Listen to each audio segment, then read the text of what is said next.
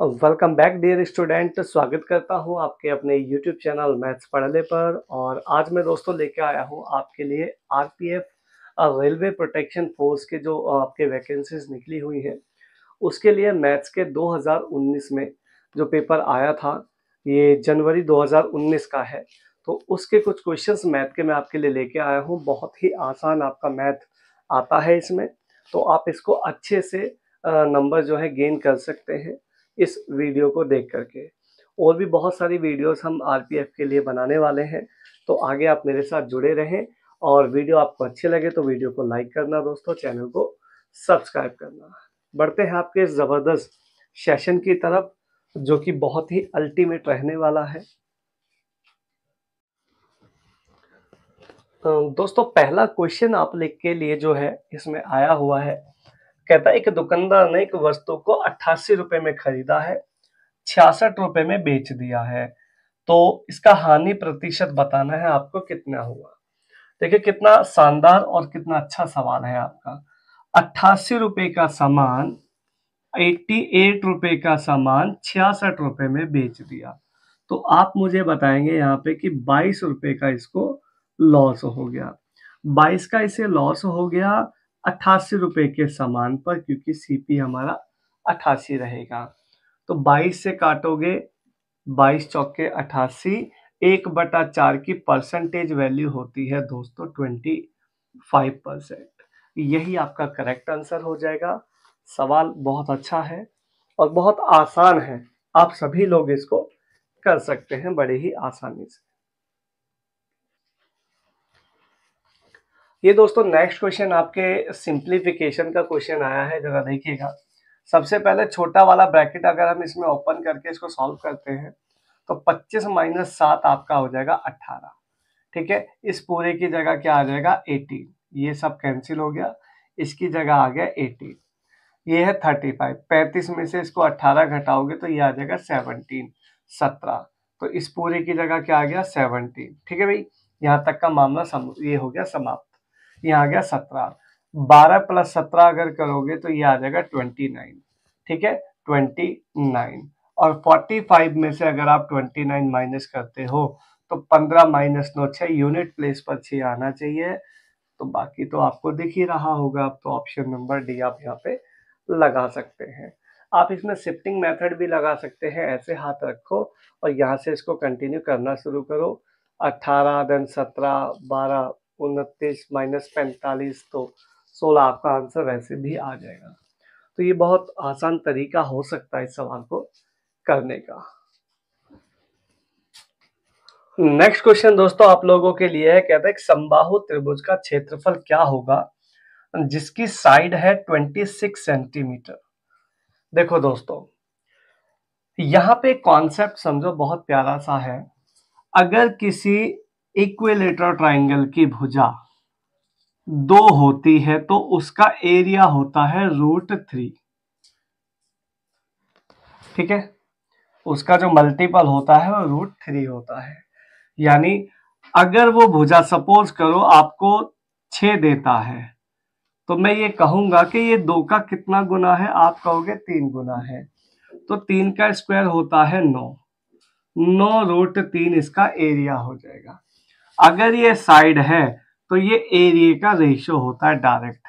अगर भुजा 2a है तो एरिया होगा a²√3। ऐसे आप याद कर सकते हैं। मान लो भुजा हो गई दोस्तों 10, तो ये कहेंगे आपके ये 2 का है 5 गुना, यानी 5 का स्क्वायर हो गया 25√3। ठीक है, डायरेक्ट आंसर हो जाएगा। अगर भुजा उसने दे दी आपको 12, तो आप कहोगे ये है 2 का 6 गुना, तो 6 का स्क्वायर हो गया 36√3 आंसर। अभी आपको क्या दिया है भुजा दोस्तों, भुजा दी है आपको 36 सेंटीमीटर। तो ये 2 का कितना गुना है 18 गुना, तो 18 का स्क्वायर अगर आप करोगे तो ये आ जाएगा 324√3। This will be the answer, 324√3 centimetre square. ठीक है दोस्तों, सिंपल सवाल है, कोई दिक्कत वाली बात नहीं है।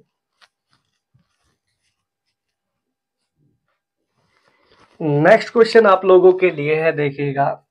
कहता है कि आयत की चौड़ाई 50 सेंटीमीटर है, इसके विकर्ण 130 सेंटीमीटर है।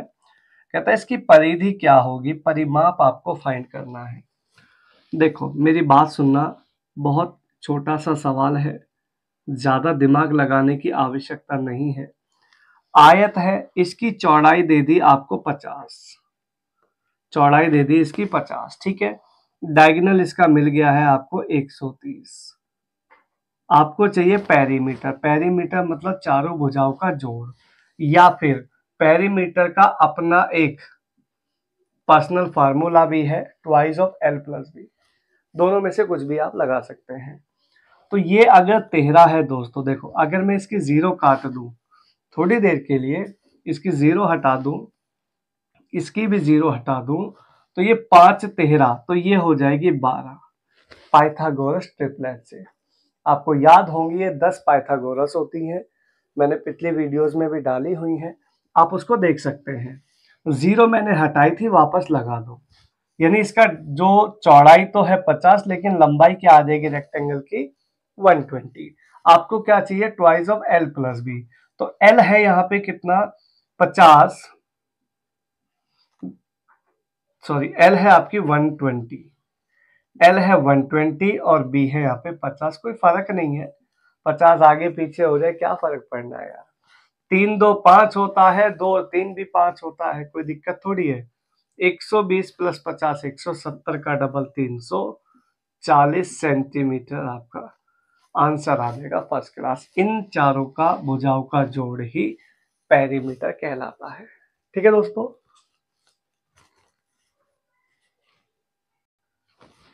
नेक्स्ट क्वेश्चन आप लोगों के लिए कहता है कि कहता है निको हल्कनबर्ग, क्या नाम है, देख रहे हो क्या खतरनाक नाम दिया है, मतलब पढ़ने में चला जाएगा तुम्हारा 1 मिनट तो नाम पे ज्यादा ध्यान ना दो।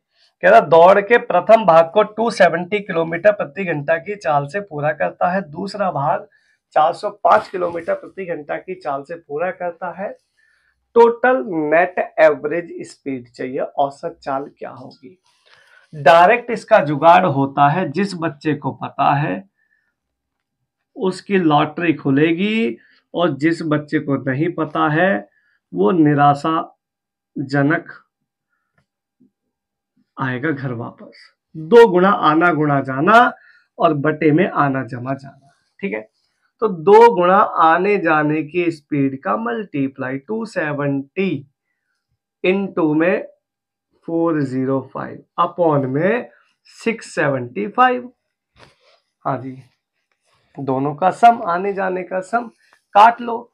5 से काटा 81, 5 से काटा 135, 135 का डबल 270 है ना भाई।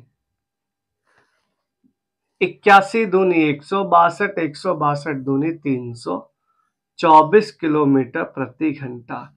This is the average speed. ठीक है दोस्तों। नेक्स्ट क्वेश्चन आप लोगों के लिए कहता है बॉक्स में 3:2:1 के अनुपात में पेन, पेंसिल और रबड़ है। पेन, पेंसिल और रबड़ का जो मूल्य है वो 3 2 2 रुपए है, 3 2 और 2 रुपए है, और बॉक्स पर खर्च की गई राशि टोटल जो है 135 है। तो बॉक्स में पेनों की संख्या आपको फाइंड करनी है। देखो दोस्तों, जो रेशो है, संख्या का रेशो, वो है पेन, पेंसिल और रबड़ का, ठीक है। पेन, पेंसिल और रेजर का जो रेशो है वो है 3:2:1।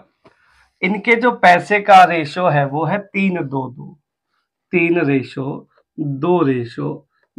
इसका मतलब साफ साफ ये हुआ कि एक बॉक्स में 3 पेंसिल हैं, एक पेंसिल 3 रुपए की है, तो टोटल जो कॉस्टिंग होगी वो होगी 9 रुपए का, 9 का खर्चा। 2 पेंसिल, एक पेंसिल 2 की, तो 2 पेंसिल पड़ेंगी 4 की। एक पेंसिल है और एक पेंसिल 2 रुपए की, तो कॉस्टिंग पड़ेगी 2 रुपए की। टोटल जो कॉस्टिंग आई, टोटल जो खर्चा होता है 9 4 13 2 15, मेरे हिसाब से 15, किताब वाले के हिसाब से 135। तो किताब वाले की बात ऊपर और अपनी बात नीचे है भाई। अब क्या कहता है, वो ये कहता है बॉक्स में पेन कितने हैं। पेन मतलब कि 3 यूनिट की वैल्यू चाहिए। तो 3 यूनिट की वैल्यू बहुत ही आसान है। 15 से काटोगे तो 15, निम्मे 135, 59 जा, 9 3 जा 27 पेन। यही आपका करेक्ट आंसर हो जाएगा, 27 पेन। ठीक है दोस्तों। नेक्स्ट क्वेश्चन आप लोगों के लिए कहता है, एक दुकानदार ने एक वस्तु 92 रुपए की खरीदी है, 115 में बेच दी है, लाभ परसेंट बताओ। 92 में खरीदी, 115 में बेची, रेशो यही बना लेते हैं। 23 चौके 92, 23 पंजे 15। 4 का सामान 5 में बेचने का मतलब है 1 रुपए का प्रॉफिट 4 पर, और यही आपका 25% आंसर। 25% का प्रॉफिट हुआ है। बिल्कुल साधारण सवाल। मेरी बातें अगर आपको दोस्तों समझ में आती है तो वीडियो को लाइक, चैनल को सब्सक्राइब करना ना भूलें।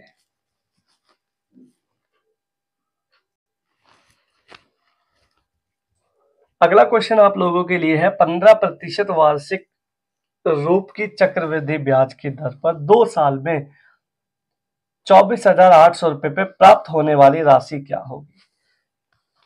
15% से चाहिए आपको अमाउंट। देखिए पैसा है 24,800 इनटू 15% का मतलब बच्चा परसेंटेज जानता है 15% की 3/20, 20 पे 3 का ब्याज तो 23 रुपए, यानी 20 का सामान 23, यानी कि 23/20 इसकी फ्रैक्शन बन जाएगी।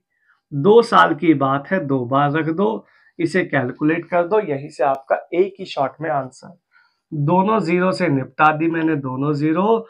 2 दूनी 4, 4 से काटोगे 4 6 24, 4 दूनी 8। ठीक है जी।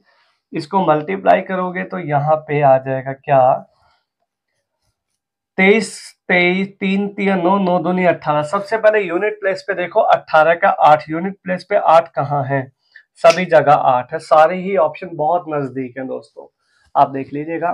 तो एक काम कर लेते हैं, मल्टीप्लाई कर लेते हैं। 23 गुणा 23 होता है 529 है भाई। 529 का डबल होता है 1058। और अगर 6 गुणा करोगे, छिक्के से गुणा करोगे तो ये डबल किया ना हमने, इसका 3 गुना कर लो। 3 गुना करोगे तो ये कितना हो जाएगा, 8 तिया 24, 3 गुना करना है ना भाई, तो 3 पंजे 15 और 10 तिया 30। ये आ जाएगा 4 7 4 7 1 1। इसको जोड़ोगे तो 8 9 7 2 3। यही आपका आंसर आ जाएगा, फर्स्ट क्लास। तो ये छोटी छोटी कैलकुलेशंस आपको आनी चाहिए थोड़ा फास्ट तरीके से। 32,798 रुपए की वो चीज आपको पड़ेगी। आप ऑप्शन चेक कर सकते हैं, सी ऑप्शन यहाँ पे करेक्ट हो जाएगा। देखिए जब ऑप्शन बहुत नजदीक है तो फिर तो एक ही चांस बचता है, केवल मल्टीप्लिकेशन का। अगला सवाल दोस्तों आपका ट्रेन पे है। कहता है 36 मीटर प्रति सेकंड की गति से एक ट्रेन एक सिग्नल को 12 सेकंड में पार कर जाती है, ट्रेन की लंबाई बतानी है। देखो स्पीड है मीटर प्रति सेकंड में, इस क्या बतानी है आपको, ट्रेन की लंबाई बतानी है। लंबाई मतलब distance, distance is equal to S into T. Speed है आपकी 36 किलोमीटर प्रति घंटा, इन टू में समय है 12 सेकंड, दोनों का मल्टीप्लाई कर दो तो आपका यहीं से आंसर आ जाएगा 36 12 जा 432 मीटर। इसको कुछ भी चेंज करने की आपको आवश्यकता नहीं है, ना 5/18 लगाना, 18/5 लगाना। बिल्कुल सिंपल साधारण सवाल है, कोई परेशानी है तो बताइए। नेक्स्ट क्वेश्चन आपके लिए कहता है x की क्यूब, ये आपको डायरेक्ट क्वेश्चन है, x की cube divided by 26 equals to 676, ये आपका क्वेश्चन है। देखिए बच्चे क्या करते हैं, आप ये समझो ये डिवाइड में है तो उधर जाएगा तो मल्टीप्लाई होगा। ये हो जाएगा x की क्यूब बराबर 676 इंटू में 26। अब बच्चे क्या करते हैं, इसको ना मल्टीप्लाई करने के चक्कर में लग जाते हैं। आप मुझे एक बात बताओ कि ये जो 26 है, अगर जिस बच्चे को ये पता है कि ये 26 का स्क्वायर है, अगर ये 26 का स्क्वायर है तो मैं इसको लिख सकता हूं क्या? मैं इसको लिख सकता हूं 26 गुणे 26 और एक 26 ये रहा। तो ये टोटल हो जाएगा, यहाँ से क्यूब हटाओगे यहाँ पे लग जाएगा क्यूब रूट। क्यूब रूट लगते ही 3 का जोड़ा बाहर आ जाएगा, x इक्वल्स टू आ जाएगा 26। ये सवाल यही सॉल्व हो जाता जिस बच्चे को ये पता था कि 26 का स्क्वायर है, यानी 26 यहाँ पे 2 है और एक ये रहा, तो टोटल हो गए 3। यहीं पे क्वेश्चन की आत्मा निकाल देते हैं हम बाहर। ठीक है, तो यही आपका जबरदस्त आंसर 26 हो जाता। मल्टीप्लिकेशन की आवश्यकता नहीं है।